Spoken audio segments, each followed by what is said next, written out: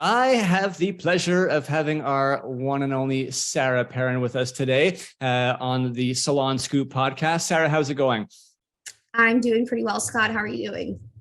Phenomenal as always. Oh, As good. our absolutely, as our resident, salon owner, I love doing these podcast episodes with you because you bring such a great insight because of not only your marketing and sort of consumer expertise, but also your experience as a service provider and as a salon owner. And I really appreciate having you and your insights. I think it's really valuable for our listeners. So thank you Oh, for being well, here. thank you, Scott. You know what? It's a learning opportunity time I come where every time I have to sit down and figure these things out. It gives me some best practices to my salon after too. So win-win. Yeah, absolutely. Absolutely. So today we're talking about, the issue of, client retention in our industry. And there's a statistic out there that essentially says that the client retention in the salon industry is only around 23%. And what that means is that for every 100 brand new clients that come to your salon for the first time, only 23 of them come back for a second visit, which is pretty low. And then obviously there's the whole issue of, clients that you've had for a while, and maybe you sort of take them for granted. And then all of a sudden you just realize, that they haven't been back for a while, you haven't heard from them, and you've, lost some clients. And, we want to sort of address the situation today, how to recognize it, how to deal with it. So Sarah, can you give us a bit of an overview, like some reasons why guests don't come back to the salon? Because it's not always a personal attack, right? So let's give our listeners some insights here.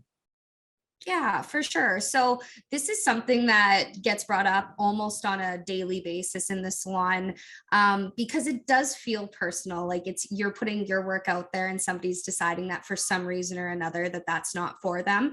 And it's hard not to take it personally. But like you said, there are so many reasons as to why, a frequent guest or a customer doesn't return to a business. And it doesn't necessarily have to do with the fact that they don't like you as a person. I always use the analogy of you would never apologize to A&W for going to get McDonald's, right? Just sometimes there's, a certain business is going to scratch a certain itch that another one isn't for one reason or another. So sometimes you just need that Big Mac. Exactly. Sometimes you don't want the teen burger, you want a Big Mac. So again, like it's hard not to take it personally, but it's super important not to take it personally. But one of the biggest reasons that I've found, just like talking to new clients that come from another salon, and why they didn't return to their regular salon, is they don't feel as if the salon is meeting their needs in one way or another. This may be that the service provider isn't update on their education. I've actually heard this multiple times where somebody will come to the salon for, let's say, a new technique like a balayage, and they're like, I absolutely loved my stylist, I've been seeing her since I was a teenager, but she hasn't kept up with this type of thing. So every time I go in asking for a balayage, she just gives me highlights. So I feel like that's first and foremost one of the biggest things. Is now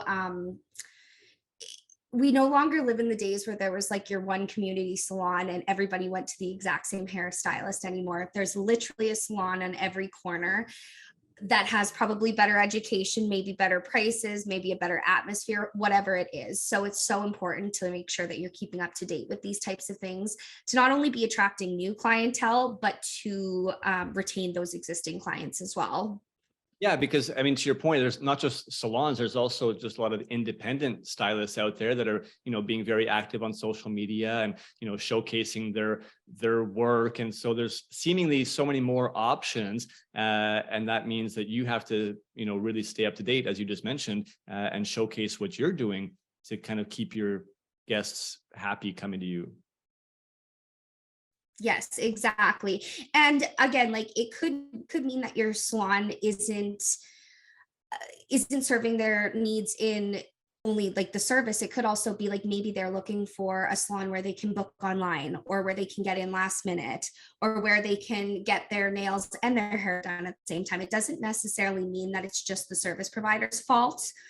So no finger pointing or anything like that. It could be the entire salon experience as a whole, or one aspect of it is not meeting their needs anymore. So another reason why guests may choose to leave a salon is because of poor communication at one point in time over their service, whether that be from them calling in to book their appointment or book their appointment online, or perhaps the consultation wasn't done well. Whatever it may be, they are for some reason unhappy due to a lack of communication. I find this happens a lot too. Once you become more comfortable with your regular guests, you kind of just make natural assumptions about what they want, instead of performing, like the top tier level of service that you should be for every single guest that comes through here. So communication is huge in every relationship in life. I feel like that is the lead cause of any issue, is lack of communication. So it is so important to maintain, like a good line of communication with your guests, regardless of how long they've been coming to you. Such an important point, Sarah. Yeah, I couldn't agree more. Communication, I talk about this all the time, is like the number one cause of most of the problems in the world, in my opinion, because it's breakdowns in communication that cause, breakdowns in relationships of all types of relationships. So we cannot take our guests or our clients, for granted over time. Yeah, and that's just it, right? Like you said, it's the breakdown of many relationships. So it's like, especially with your guests, you want to make sure that you're maintaining a good line of communication.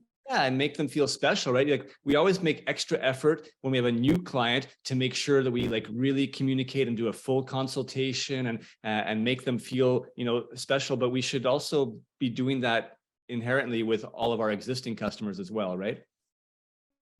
Exactly. So I kind of gave a few reasons as to why somebody might not come back as a result of either your salon business or your services.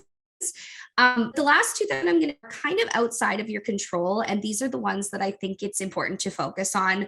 That again, it might not always be something you did or didn't do. One of these reasons is the guest is no longer interested in the location of your salon or paying your prices. Again, these are outside of your control and quite frankly none of your business. I think especially with the prices, that's a hard one to not take personally. But you price your services based on your education and your experience and everything like that. And if a guest no longer wants to pay those prices, that's outside of your control. And it's, like I say, quite frankly, none of your business. So and then the last reason, and this is something that I think I think this happens more regularly than not, is either A, there was a lack of communication following the service, so the guest just straight up forgot to rebook an appointment, or perhaps they have something else going on in their life that, self-care isn't top of mind, top of priority, which is why, and we're going to get into this next, it is so important to continue communication with your clients following their service, whether it be, 2 weeks after to make sure it's holding up okay, or 6 months later to check in and see if they're ready for their next service. It's just so important to maintain that communication and keep in touch with your guests following their salon visit. Totally. All right. Well, thank you for outlining some of those. There's, some things that are within our control, some things that are outside of our control. Always, it's important to, put your energy towards the things that are within your control, right? So you can at least provide the best possible, sort of experience, service, communication, because that's in your control. The other elements, like you said, you know what, you can't do anything about it. So, don't worry too much about it. But let's get into the communication after their visit, because this is sometimes where we, as salon professionals might drop the ball, right? We might have a great, customer service experience with them when they're in the salon, and maybe we get them to rebook their appointment, maybe we don't. But when they leave the salon, we tend to forget about them and, just wait until 4 weeks, 6 weeks, 8 weeks, whenever it might be for them to come back. And it's so critical to maintain some degree of communication and connection with them between visits to keep them engaged.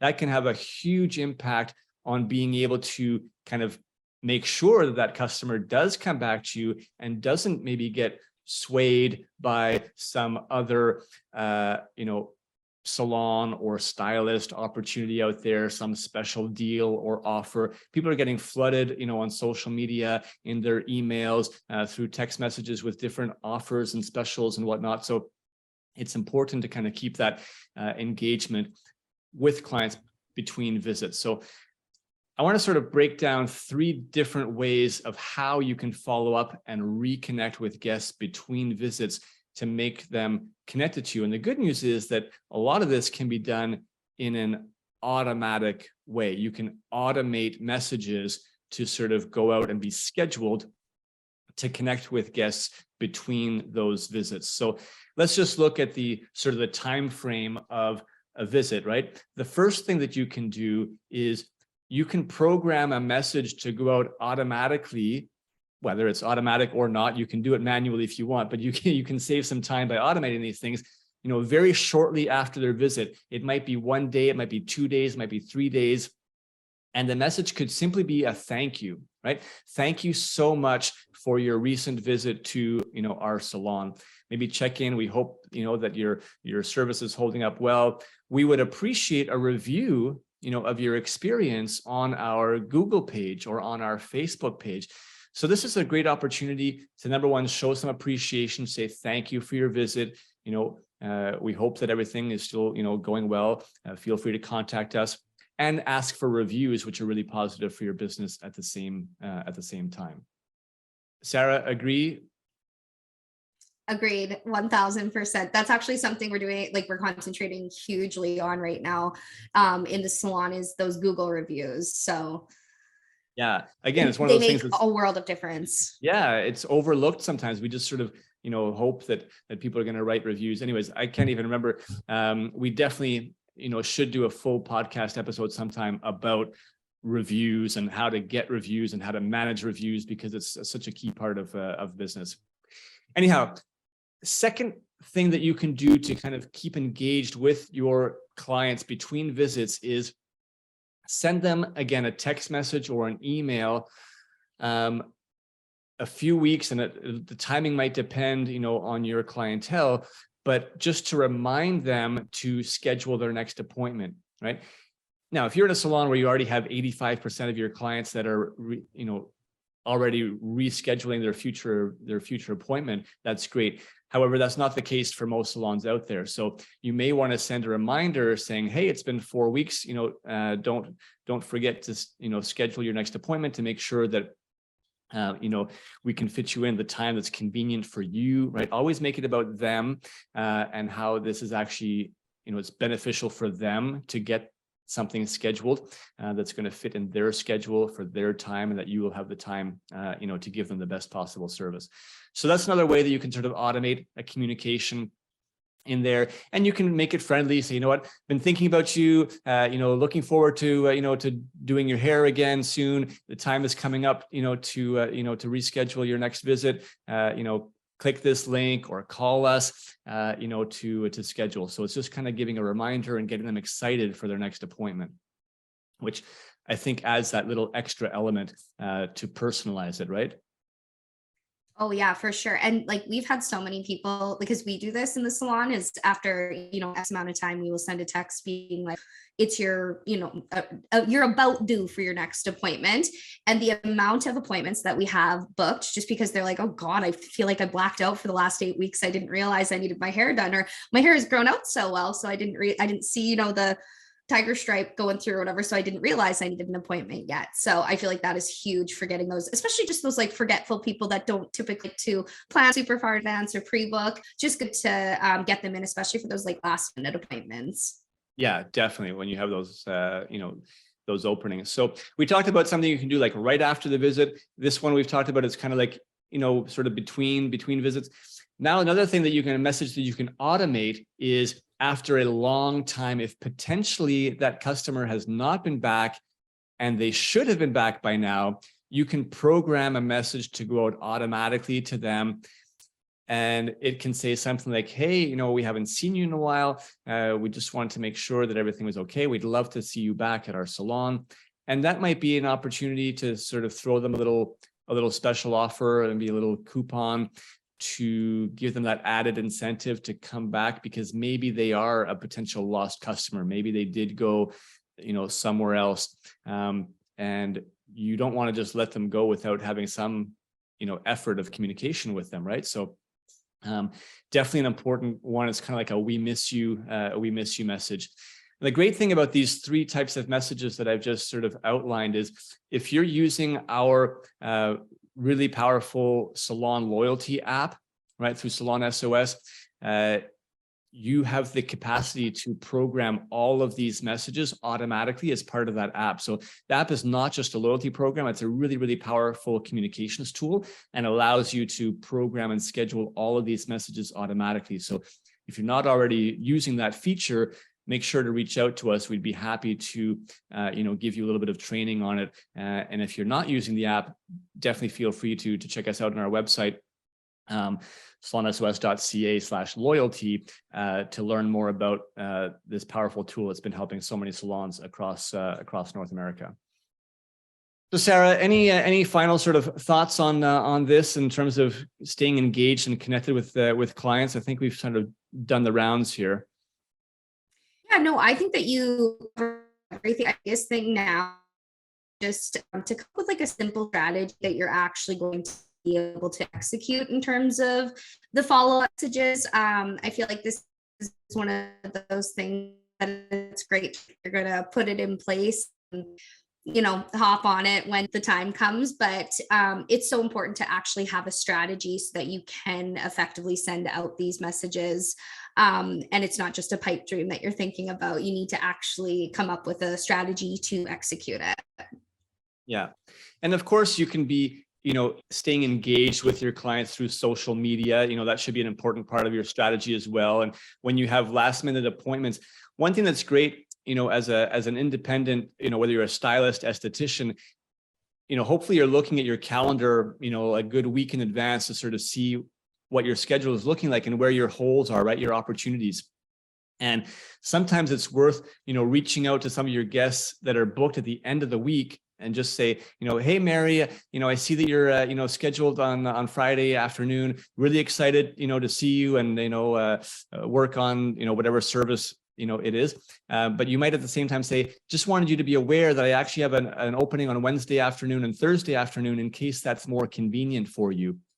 And, sometimes you might actually be able to get somebody to sort of come a little bit earlier, which then allows you more time, right, to fill the Friday spot. If you can move them from Friday to Wednesday, that actually might be, Wednesday might be a slower day in general. And if you can get some of your existing clients to move, that opens up, Friday, where you might have an easier time to get some walk-ins or something like that. So just another way that you can sort of almost use social media and communicate with guests really close to their appointments for that. So little added dope, but ultimately, hopefully you can identify sort of what the best strategy would be in your salon, or, if you're an independent, to just effectively communicate with your guests.